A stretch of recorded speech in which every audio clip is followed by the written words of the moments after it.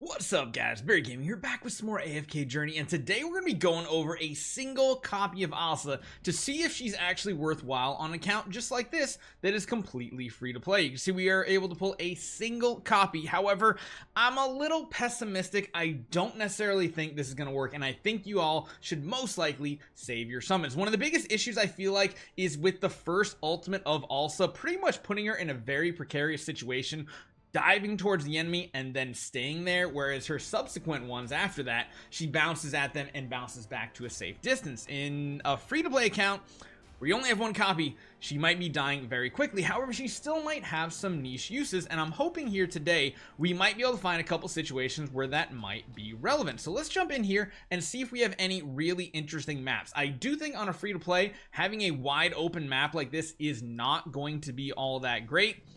But places like this that have walls could be very interesting, and that's what we're going to try to do here today. Now, the downside is of this hero, because her walls are created with a more basic attack, you're going to run into some pretty big issues where you can't control where those walls go. If you could control where the walls go and you can like block up this corner right here, that would be absolutely amazing. However, I don't think that is going to be how this plays out.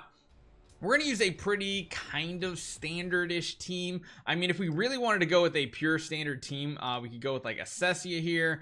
We got Smokey, Rowan. The only difference is we would have a Coco here. So for the sake of this, we're going to put our stronger hero in, which is Florbell.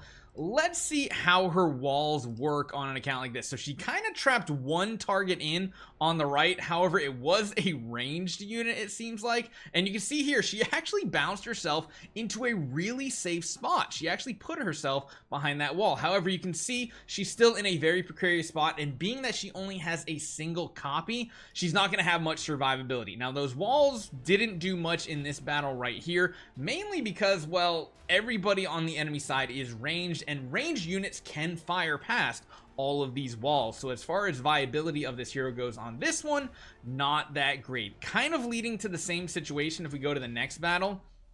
If we have a wide open field, I really don't think she's going to have much of an impact here. I don't think she's going to be usable on many of these waves that are just wide open. We could show it here to see. It might buy a little bit of time here and there, and we'll go ahead and we'll do something like this. We'll run a double summoner setup, and we will throw her in a very safe spot. Honestly, let me just go with Smokey again. Oh, this is a two-hero lineup. Never mind. What's our second lineup looking like? Should be good enough. Yeah, we'll go back with the Cessia. Let's see what happens here if the walls play any role. You can see it kind of made them have to like run around a little bit, but being that it's just like one additional tile, it's not bad. And then she puts herself in the middle of the entire enemy team, which is going to be really difficult for her to survive. Now, maybe once Soren comes out, it'll be good. You can see eventually she does roll back to her side of the battlefield, and then she does become safe again. The only thing I could see potentially working for this hero is maybe having her linked up with a Mythic plus Soren, but overall she just puts herself in such a weird spot that I really don't think she's worth going for as a single copy. It just seems a little bit too like she's just putting herself in the middle of the enemy formation, and even these walls aren't doing too much. Maybe if she got two walls out, it would be fine, but you can see we are pushing up against stages that are very advanced for our power level. We've already kind of pushed to the limit. So adding in a regular epic hero is not going to do much for us. Let's see if we can find some world battles that might give us a little bit better idea of how she performs. So it just so happens we have some of these more difficult chests to get by. So we're going to go up against some of these enemies and see how they are. Granted, again, we are going up against enemies that are much more difficult for us to get past.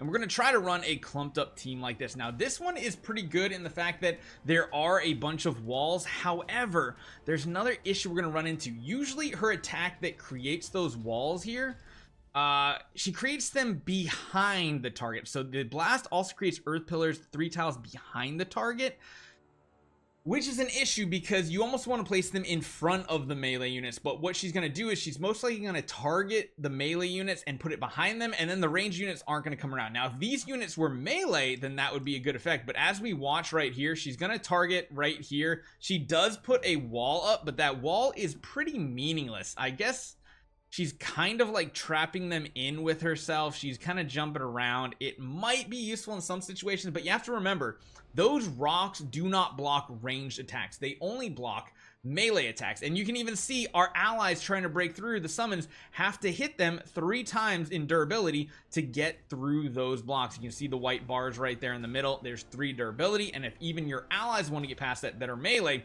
they have to break it first, which I think is a huge downfall of a single copy of this hero. Now, it might be worthwhile to go for this hero as a free-to-play, but that's really if you haven't already started investing into other heroes. And you can see here on my account, I really haven't started to invest in them, mainly for PvP and extreme endgame, but she pretty much falls into the same category as a couple heroes. One of them is, I feel like she's pretty much straight swappable with Carolina. Carolina builds up her damage over time, AoEing, and she does require someone like Aaron to be with her to keep those enemies grouped up, whereas this hero doesn't need that specific type of team. She can work without Aaron. She can work with Cecia, Florbell, Damien, any heroes that have some sort of crowd control, she can work with. It doesn't matter if the enemies are grouped or not. The other hero is the A hero, Arden. And honestly, if I had to pick a hero to remove from the typical Aaron composition, it would probably be Carolina, and keeping Arden as the other one, because Arden, of course, has some crowd control, he has some damage, and he has some really good abilities that synergize with this hero. She's pretty strong overall, but again, she feels like a side grade, especially to free-to-play. You remember how we always talked about how as good as Florabelle is, she's pretty much a side grade to the hero everybody is already building. Now, if you're a new player and you're going to build new heroes, then yeah, you might pick Alsa over Carolina if that's what you prefer. Just like now, if you're starting, you don't need to build Cecia because Florabelle is just the better option out of the two. But if you've already been playing, you are free to play and you're grinding out, you already have Cecia, you don't build Florabelle. You already have Carolina, you really don't need to build Alsa. This pretty much ended up being a result exactly what I was expecting. Having just Epic, which I really like the way they did the banners here, just having Epic on this hero isn't enough. The big issue with this hero is she just doesn't have the survivability on that first ultimate, which means if you don't have heroes around her to keep her alive, it's going to be really, really bad. Granted, if you do get her Mythic Plus and you do get her exclusive and everything, that does provide some additional survivability tools to her. But at the end of the day, it's a heavy investment type hero to really make work. So as a free-to-play, early game, low spender, she's a nice hero to have, but not a hero you need to summon for, and sadly, not a one hero copy. We have so many heroes in the Mauler faction that are one copy heroes. We got, you know, Brutus is an amazing one hero copy.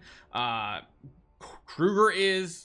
Coco is, even Entandra's not bad at a single copy, but this hero has too many survivability issues to really make her worthwhile. So I would say it's a good skip for free to play. Hopefully you guys enjoy this one. Make sure you guys take 1 second, hit that subscribe button. We got a few more tests coming tomorrow for Alsa, and then we're gonna have a final review telling you all the pros, the cons, and whether you should build her depending on where you are on your account. See you guys next time.